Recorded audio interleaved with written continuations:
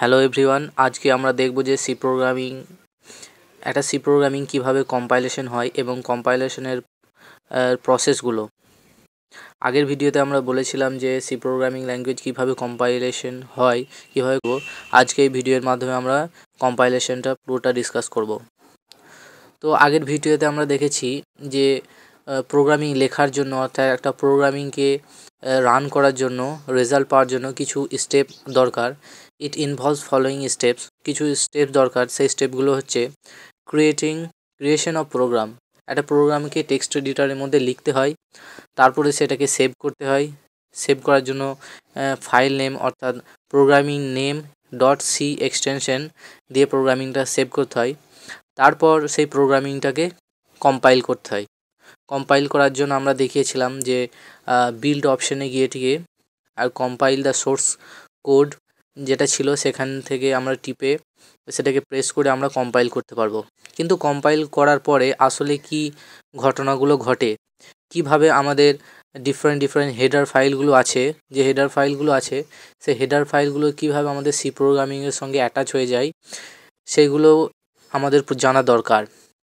তো কম্পাইলেশনের পরে কি হয়, কম্পাইলেশনের পরে linking with another module from C library, অর্থাৎ আমাদের ইনক্লুড stdio.io.h যে হেডার ফাইলটা আছে, বা যে কোনো আমরা হেডার ফাইল ইউজ করব যখন সি প্রোগ্রামিং করব, সেই হেডার ফাইলটা কম্পাইলেশনের পরে আমাদের লিঙ্কিং হয়।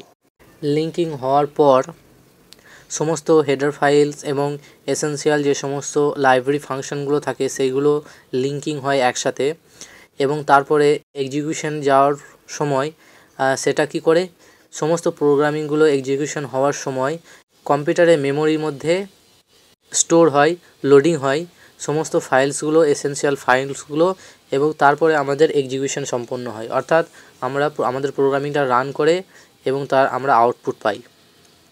এখানে এই যে পিকচারটা দেখতে পাচ্ছেন যে how C programming is executed, কীভাবে সি প্রোগ্রামিং এক্সিকিউট করে।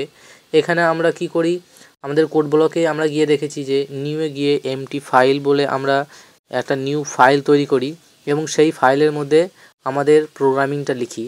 যে প্রোগ্রামিংটা লিখি সেটাকে অ্যাকচুয়ালি কি বলে, সেটাকে সোর্স কোড বলে।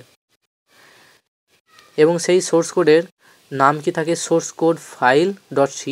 সোর্স কোডের যে নাম দিই সেই নামটা দিই, তারপরে .c এক্সটেনশন দিয়ে আমরা সেটাকে সেভ করি। এর পরের স্টেপ হলো কম্পাইলিং দ্য সোর্স কোড। কম্পাইলিংয়ের সোর্স কোড এখানে অ্যাকচুয়ালি অ্যাসেম্বলারও এর মধ্যে ঢুকে আছে, অর্থাৎ কম্পাইলিং প্লাস অ্যাসেম্বলিং দুটো একসাথে হয়, মানে সোর্স কোডের কম্পাইলিং এবং অ্যাসেম্বলিং হয়।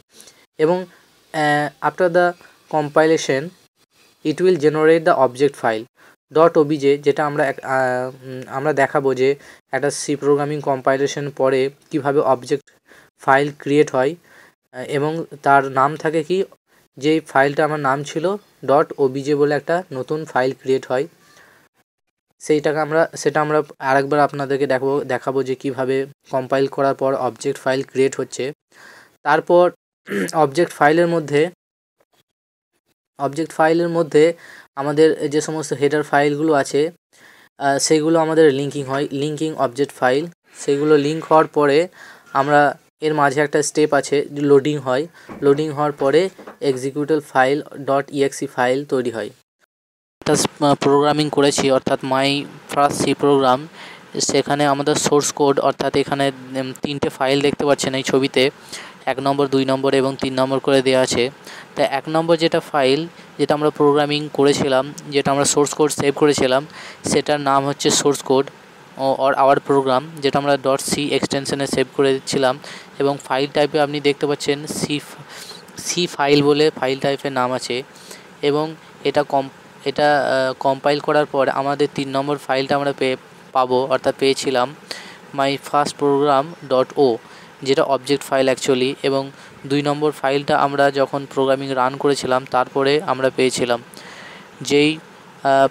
যেটার এক্সটেনশন আছে দেখতে পাচ্ছেন .exe, আর এটা একটা অ্যাপ্লিকেশন ফাইল। এবং 1 নম্বর 2 নম্বর 3 নম্বর করে কোনটা কি ফাইল এবং তাদের ফাইলের এক্সটেনশনগুলো কি হয় সেগুলো আমি পাশে লিখে দিয়েছি।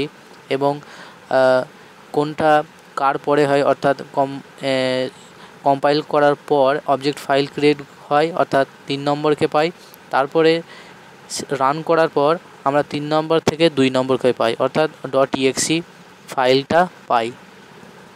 তারপর অবজেক্ট ফাইলের মধ্যে আমাদের যে সমস্ত হেডার ফাইলগুলো আছে সেগুলো আমাদের লিঙ্কিং হয়, লিঙ্কিং অবজেক্ট ফাইল।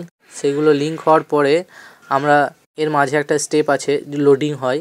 লোডিং হওয়ার পরে এক্সিকিউটেবল ফাইল .exe ফাইল তৈরি হয়। যেই .exe ফাইলটাই জন্যই আমরা আসলে রেজাল্টটা পাই। তো এই হচ্ছে C প্রোগ্রামিংয়ের এক্সিকিউশনের step.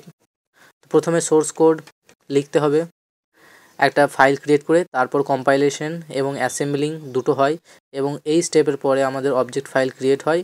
Object file create হওয়ার পরে লিঙ্কিং হয়। লিঙ্কিং হওয়ার পরে সেটা আমাদের মেমোরিতে লোডিং হয়ে যাওয়ার পরে এক্সিকিউটেবল ফাইল আমাদের ক্রিয়েট হয়। এই ভিডিওতে আমরা কম্পাইলেশনের সমস্ত অংশটুকু বলতে পারলাম না। এর পরের ভিডিওতে আমরা বাকি অংশটুকু নিয়ে আলোচনা করব।